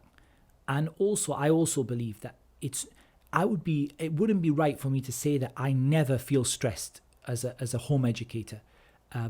There are times when you feel stressed, but I also think that people maybe feel like it's a necessary thing, like that if you're a home educator, the standard default position must be that you are as stressed as a teacher would be in a school. And that's just not true. First of all, because of the flexibility. If you're stressed, it's likely that you are like a small child with one of those toys that has like the circles and the squares, and you're trying to put it in the wrong place. Yeah. You need to actually just look at what you need to move around. For example, if you work very, very long hours, you need to look at how you can educate your children around that schedule that you have, how you can share it with different people. Perhaps, again, we talk about tutors, bringing tutors in. We talked about looking at home. One of the most beautiful things about homeschooling is the community. And I'm not talking about just Muslims here. There's a huge community of home educators everywhere in the world. WhatsApp groups, forums online, where people are just helping each other out, homeschooling their kids and things like that, getting together kids that are homeschooled, looking at, the masjid as a forum for education and not just as a place to pray. Yeah, that's a very we talk about going to a coffee shop, but why can't you go to the, awla min dhalik, better than that? Why don't you take your kids to the masjid and sit with them in the masjid and learn? That's correct. There are so many. I think anyone who feels super stressed is probably because they're trying to clone the school and put it into their life. And it just, you're trying to do something, it's just the wrong shape for the wrong, you're trying to fit the wrong shape into the wrong hole. Instead, embrace the flexibility of it. If you're doing a really tough time at work this week, really tough deadline, give your kids a week off school, and instead of a 6-week summer holiday where they're sitting around doing nothing, move things around. Look at involving other people. Among family members, you have some who are really good at certain subjects. That's correct. Yeah. You have friends who might be, you might be able to open it up. You have tutors online, and people think tutors have to be expensive, but you can find tutors who are incredibly well qualified and incredibly dedicated to students who are teaching online from countries. A friend of mine has tutors based in places like Malaysia and so on, where they are very, very well qualified and very, very small amount of money they're taking. So a friend of mine also mentioned they have a homeschool tutor in locally in Newcastle, who's not taking very much money at all. It's a very small amount of money and is doing a great job teaching the children. You just have to embrace the flexibility of it. There are times when you get stressed, right? But I believe that that's worth it for the benefit of it is well worth it. And at the end of the day, whenever I've felt stressed as a home educator, I've always felt that just move things around. Are you stressed because you're trying to pile too much work on them and they're not managing it at the time? Okay, let's relook at this whole schedule and let's say, okay, can we maybe just move things around a bit and lighten the load a little bit? Or you're stressed because they're stressed about something. But is that any different in school? When your kid comes home and they've been bullied in school? Yeah. When your kid comes home and says that I don't want to be a Muslim anymore. When your kid how is the stress level of that is millions of times worse than the stress level of I've told you to get on with that maths homework for 3 hours. Can you just get it done? Yeah, that's true. And I think that's the perception that we have to put into our minds. Like as we mentioned, how we're going to stand before Allah. So the stress on that day, compared to stress here, it's nothing. But I think one of the other doubts that comes about is loneliness as well. The students, they don't get to interact with other students, and my children are they're not playing with other kids, and the kids feel lonely. See, this again is something that I think is valid in a way, but the solution is much easier than people think. So I think instead of what people tend to look at is number of interactions versus quality, and they're preferring quantity over quality. I would rather my kids have 5 really good friends who are religious, who are giving them good experiences, who are giving them positive peer pressure, which peer pressure, of course, can be incredibly positive. Like, come on, let's go to the masjid, let's go pray. Exactly. Like, I have friends of mine who friends of my kids, who what I see with them is they, especially the little ones, they're putting so much positive peer pressure. Like, they'll meet them in the masjid, like, tomorrow we're going to be at Maghrib, but you're going to come, right? You know, like, this is what you want, positive right? peer pressure. Amazing. So I'd rather have a small number of very positive interactions than a large number of general interactions. Like, oh, my kids meet, 100 people every day. I'd rather they met, 2 people every day that really made a big difference to them. And also, why can't we gain those social interactions from the masjid, from Islamic centers, from durus and halaqat classes, from madrasa, for example, whatever it might be, or from homeschool forums, if we're talking about worldly sciences?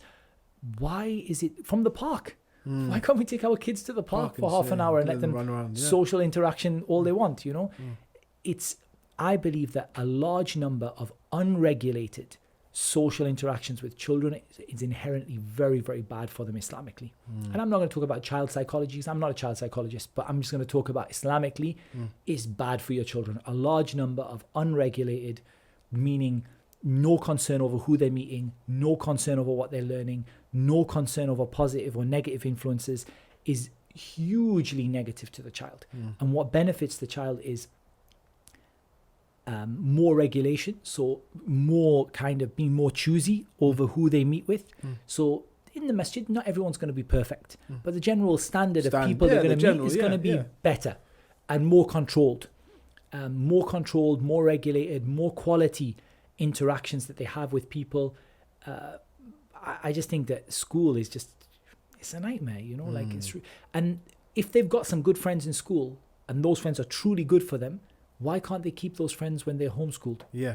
Like, what happened? What happens then now? You cut it off? Or, like, they can't meet them outside of school. They can't meet them on the weekends. They can't come round to the house, or you go round to theirs, or meet in the park, or what changed? Like, the fact that they can't sit, Abdullah and Muhammad, together for those couple of hours that they're able to sit together. Like, what changed? I find this to be something that, you do worry about kids feeling lonely and isolated. But if they're feeling lonely and isolated, there are many solutions you can do as a home educator. The biggest one that will benefit you and them is find your local masjid and get there 5 times a day. Yeah. That's going to benefit your children, alhamdulillah, in a way that you can't imagine. It'll benefit you in terms of iman and in terms of social interaction. And also, I think social interaction is most beneficial for children across a wide range of ages. I don't think that just mixing with people who are the same age is as beneficial. Seeing people a little bit older, a little bit more sensible, gaining some... Because, children, they, like you mentioned in the start, they're like sponges. They look to people and they take from them. So if they see someone who's older, who's actually a bit more mature, sensible, he makes that decision or she makes that decision, that young child might look and say, okay, and follow them. You know? For sure. Now, there's definitely aspects where we need to look at things like, for example, sisters, girls, for example, where there might not be as many resources for them, like in terms of the masjid and things like that. Maybe the sister section is small, maybe not many girls go, whatever. But we can still work around that, right? We can find solutions. This whole point is about is instilling this concept of I can rather than I can't. This concept of I can, bi-idhnillah. I can, inshallah, I can do it. And that's why the Prophet ﷺ, he said, ihris ala ma yanfa'uk, wasta'in billah, wa la ta'jiz. He said, seek that which benefits you and seek the help of Allah. Be keen for what benefits you. Seek the help of Allah and don't be defeatist. Don't say I can't do it. Don't say it can't be done. You may need to find the right kind of forum if it's girls that you have and you're thinking that maybe there isn't a madrasa available for them, or there isn't an Islamic center doesn't have much available for them. Make something, set something up. Speak to your local Islamic center and say we want to have a forum for teenage girls, because I've got a teenage girl who's homeschooled and I want something for her to do with her friends and things like that. And can we set something up? I think there'll be a greater impact on the community, because if more people are doing that, the community will make more opportunities, which will give birth to more barakah. And then set something up in your own house if you don't have option for the masjid. Exactly. Yeah. Bring her friends over and provide them a space for them to enjoy themselves. There are so many options available to you if you open your eyes to them and you don't say ana ajiz, I'm unable to do it. La ta'jiz, don't say you can't do it. So I think what we'll do at this point of the discussion is kind of draw it to an end, but draw it to an end on that last statement you made about the mentality of I can't do this. How do we get our community, our ummah, our nation out of this I can't, this is one way or the highway mentality? How do we bring about that change? I think by showing them that it can be done. I think you need certain people to be leaders. And I don't mean leaders as in running the show, but وَجَعَلْنَا لِلْمُتَّقِينَ إِمَامًا. Make us an example for the people who are muttaqun, people of piety. So I honestly believe that we need imams, and I don't mean by that someone to run the show and manage it, but just someone to be an example for other people and say, look, it can be done. And I'm always amazed, and I love it when you're on a homeschool forum and someone says, oh, my child got accepted to this prestigious university, or my child just got a job in a top institution. And you see, look, it just reminds people it can be done. And it doesn't require, these kind of sort of superhuman resources that nobody can manage to achieve, and that it's incredibly difficult and only a tiny number of people will ever be able to do it. No, it's something that many, many people can do. And I'll sort of finish on one point, that even if you can't, or you feel you can't do it full time, even in adopting some of the methodology of homeschooling with your child's regular school can make such a difference. How they learn Islam, for example, applying the methodology of homeschooling that we've talked about to them learning Islam on the side of their school time. And by just sort of testing the water, and we did this when I took my son out of school, first time we did homeschooling, we tested it first. Weekends, summer holidays, have a go, work it out. Yeah. What are some of the problems? Then we realized, for example, that one of the things we were doing is we weren't making it enough of we weren't giving attention to the environment. So we found that he was a bit sort of detached and not really engaged in it. And one of the things we changed, just bought him a desk. Like a school desk. He was little at that time, like a school desk where he puts his papers, and the desk is put away when it's not in school time, so that it doesn't feel like we live inside of school.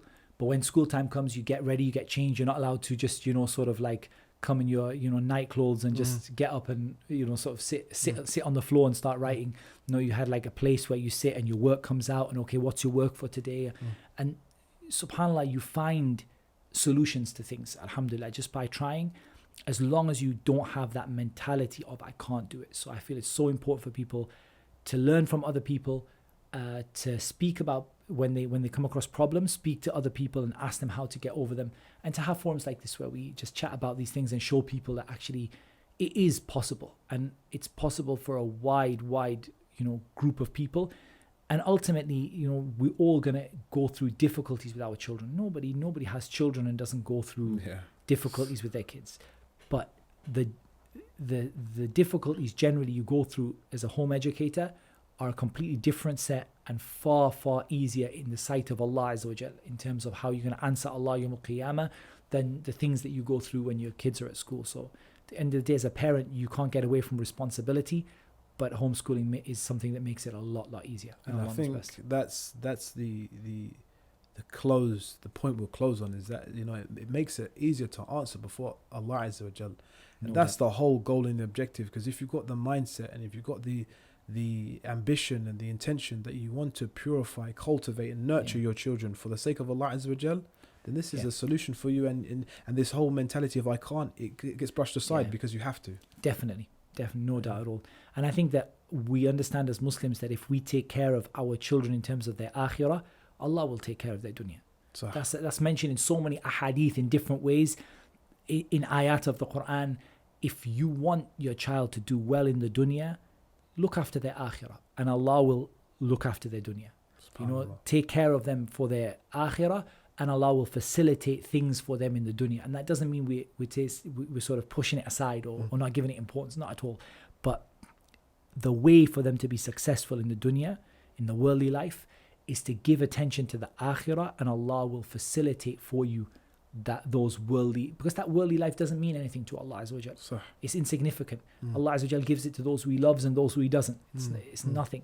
So ultimately, take care of your kids in terms of their akhirah, give them the best chance in terms of their akhirah. Put your trust in Allah, and Allah will take care of them in their dunya in a way you could never imagine. وَيَرْزُقْهُم مِنْ حَيْثُ لَا يَحْتَسِبْ. We provide from you from places you could not imagine.